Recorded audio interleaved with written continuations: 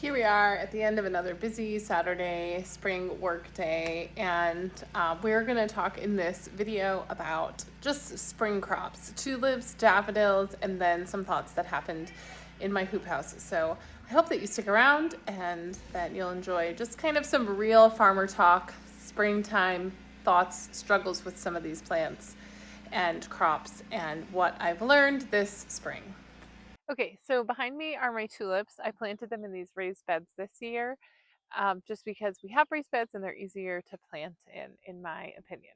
So I'm not going to really go into like how to harvest tulips. I feel like that's something pretty easy. But basically, I pull the bulb up from the ground, up from inside the dirt. Um, so I've had some issues with my tulips this year. I've had some really short stems. Really disappointing. My foxtrots, and my Columbus have all been really disappointing. Particularly my Columbus and the yellow foxy foxtrot. The foxtrots, the more pink one, were better, but not great. So I don't think, and actually I had trouble with my foxy foxtrots last year also, but um, we had a really, really warm winter last year, like our warmest winter on record. So I kind of chalked that up to um, just that we had had a warm winter and maybe that kind of affected things. But it's just like almost not tall enough to sell. And so I'm having a really large percentage of loss with them because of their short height and different things. So this is a new variety that I'm growing. This one is called Finola. This one hasn't bloomed yet. I haven't picked a single one, although I like to let the first one bloom in the field. So it's close, particularly of a variety I've never grown before, just so I know when to harvest it. Then behind me I have the Gadoshnik Double. I really like that one. It's super tall. I do have a couple bulbs that didn't produce really good buds.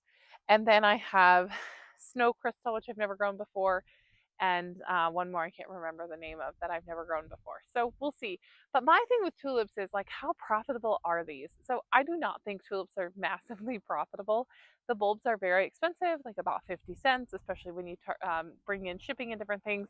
And then you have all this loss. Like I've had a lot of loss. I've had bulbs that aren't forming like this. These bulbs, like you can see this is foxtrot, like they started to produce a bulb and the greenery looks good. The bulbs look really healthy. Like there's no disease, and they just didn't like form a complete bud. I don't really know what this is, but this is, you know, $2.50 worth of bulbs here that are trash, that are compost. So I don't know if what I would really love is if any of you know, I really love Columbus.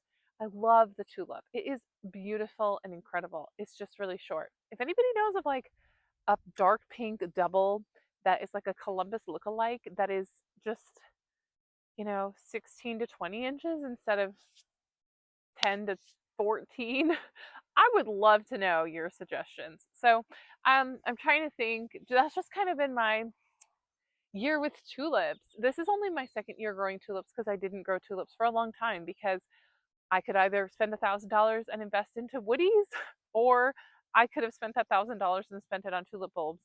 And however many years ago, 4 years ago, or three, maybe 2022, I chose to invest into woodies, and that was hands down a much better choice.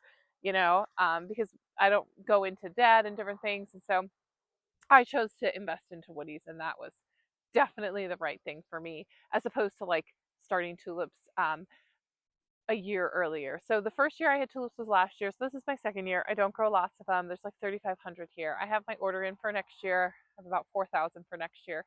So nothing major. Like I'm not growing 20,000 of these or anything. And I don't think I ever will. To me, this is kind of like what I feel like I can handle with my 5 kids and harvesting because when they're in bloom, that's kind of where I'm at for tulips.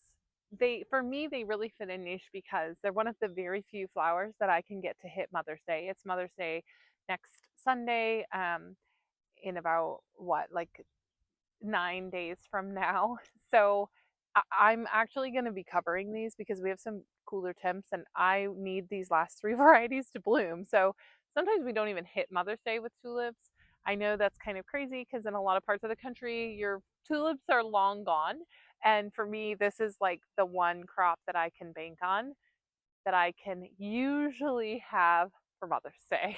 So that's why tulips are kind of an important crop to me. It gets me out there earlier, like to the florist, and keeps me going. I was hoping that my tunnel would be blooming kind of the same time, and it's really not. We're going to talk about the tunnel, but I think there's things that I can tweak in the tunnel to try and get the tunnel portions of the tunnel earlier to coincide with tulips, because it's really hard if you just have tulips or tulips and a couple daffodils. That's not that much product for Mother's Day. I mean, it's really just not. There's a lot of florists that don't really love the tulips, or I mean, I have one brick and mortar florist. She's like, I don't do those doubles. Like, she just wants the cheapo singles. She really doesn't care about these. But I do have a lot of event florists and other florists that this is definitely something that they're looking for. So that's just kind of where the tulips are at for me. So here we are by the daffodils. So double fancy cut flower daffodils. How many of you caught the floret, like, daffodils are beautiful, we should all be growing them as cut flowers kind of vibes? I know I did. Actually, I was really smitten with daffodils before I got into gardening, or before I got into farming. And actually, I ordered daffodils from Floret. Yes, she used to sell them. And I mean, like, I'm trying, like 2018 or maybe 2019, like before I started farming. And I still have some of those daffodils, and they're gorgeous and beautiful. Here's my problem with daffodils. As you can see behind me, there's a whole bunch of daffodils that are bloomed out, and they're earlier daffodils. So things like replete, um, I don't know, odum, there's a whole bunch of them that are earlier daffodils. And to me, those are blooming before my tulips. Well, let me tell you what, people don't want just like tons and tons of daffodils. So I have like one or two varieties of daffodils, zero other things blooming, and nobody really wants them. They don't want 100 daffodils. Now, occasionally they might. I did have one order from an event florist, and she wanted 100 of my early blooming daffodils. So 100 of these sold. Otherwise, it's just like twos and threes, and I'm not going to drive all over Grand Rapids to deliver 3 bunches of daffodils to a florist. It's not worth it for them. It's not worth it for me. So I would steer really clear of the earlier blooming daffodils unless you have other things to sell with them, which, like, I feel like maybe I'm wrong, but in my climate, there's nothing else there. There are a couple of really later blooming daffodils that I think might be worth it to consider. I'd love to know your thoughts, and maybe I feel like they're worth it to consider because I literally already have them here. But I'm also seriously thinking of, this is me coming in while I'm editing the video, and a portion of my daffodil video got cut off, so I'm going to try and re-record this. And I literally have my 3-year-old sleeping on my lap. So here we go. So these are the later daffodils that I would consider. I really like Sir Winston Churchill, and it goes by multiple names, but Yosemite Valley or Gay Tabor.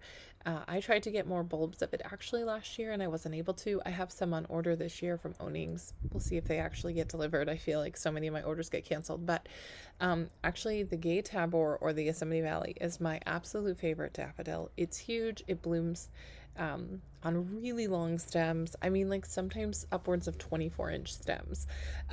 It's really big. It's like a rose. It's a double.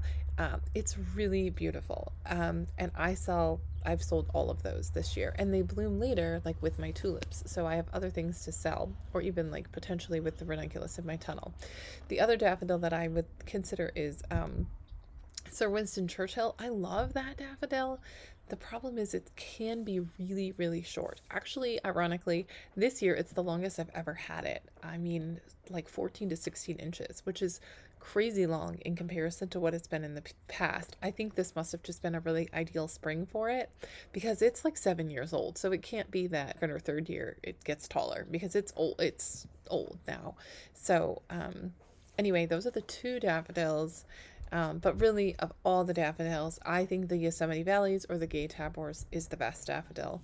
It has really strong stems, really tall, really big, beautiful flower. The florists really do like it and use it. I have florists that also really like the Sir Winston Churchills, particularly this year, but I don't know if I didn't have those, if I would order them. And I have a little patch of them, and I don't think I'm going to get rid of them. Those are my thoughts on daffodils.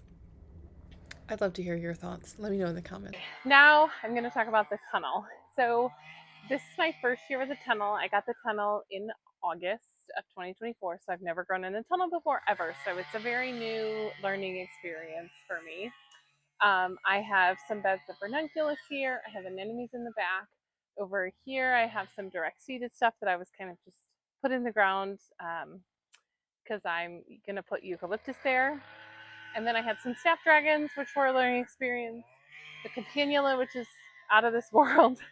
I have a row of delphinium, which looks great, and some foxglove. So I planted my ranunculus just like Jenny Marks from Trademarks Farmer suggested. And she has a tutorial on the AFCFG, like the Ask the Expert, about how to grow ranunculus. And I pretty much followed that to the T.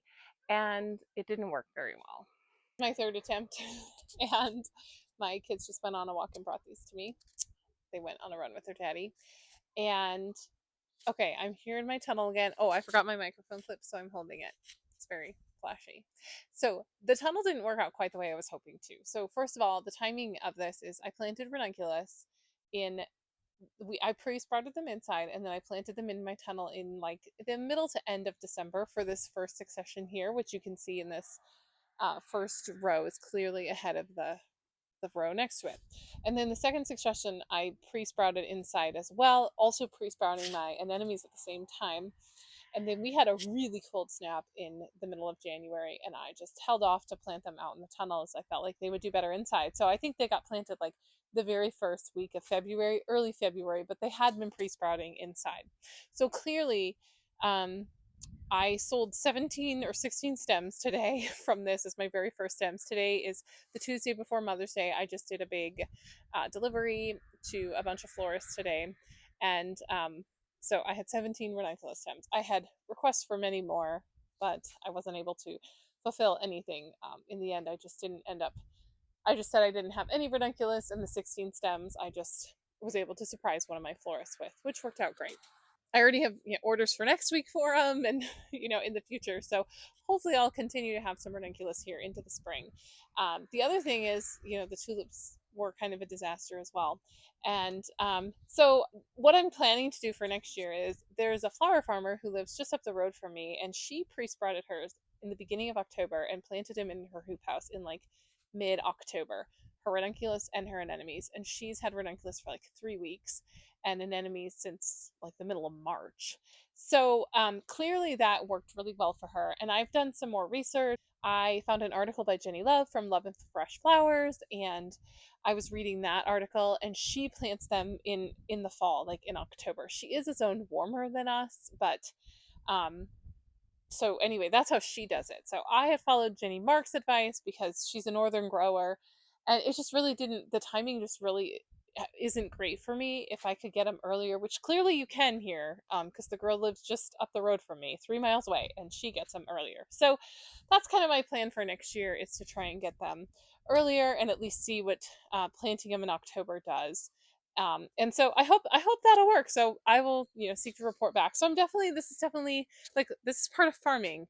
This is experimenting, learning, not getting it right the first time. I think I've talked about this before, but my snapdragons I planted in the middle of September, funny enough, and we had a very warm fall, like one of our warmest falls. So we had really warm temperatures in September and even into October, and my snapdragons were budding. And in November, I was like, well, this isn't very good because they're not going to bloom or do well, because then we were less than 10 hours of daylight and all that stuff. And they didn't. They really died back. Some of them are coming back and budding now, but and I think part of them will be okay. Some of them are totally dead. So just a learning curve there. Like, okay, I think I need to plant those in mid-October, not mid-September. And my ranunculus and anemones, I need to try and plant mid-October, not mid-December. I mean, it's really a huge difference, but you don't want to plant them too early either. But my friend up the road was saying how hers got a lot of really good growth in the fall, and her ranunculus were pretty beefy going into the winter. They weren't budded or anything, but they had some pretty good growth on them, and they did great over the winter. She hardly even covers them with frost cloth. I'm in here like covering and uncovering mine. She covered them one time in like a really cold snap in January, and that was it. So she didn't baby she doesn't have heat like very, she's very, very similar to me. So it's just interesting observing what's happening around you and seeing what you can tweak and do differently. And so hopefully I can use this knowledge and go into the next season, and hopefully my tunnel will be better next year.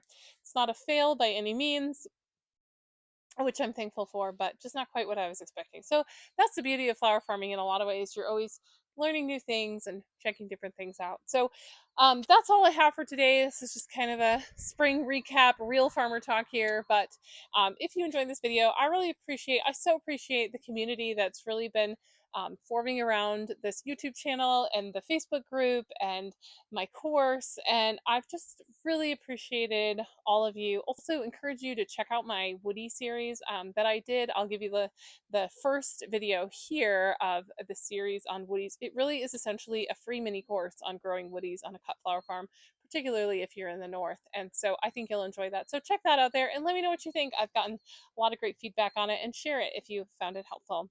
So that's all for today. I hope you guys are having a great Mother's Day week, and I'll talk to you next time. Bye.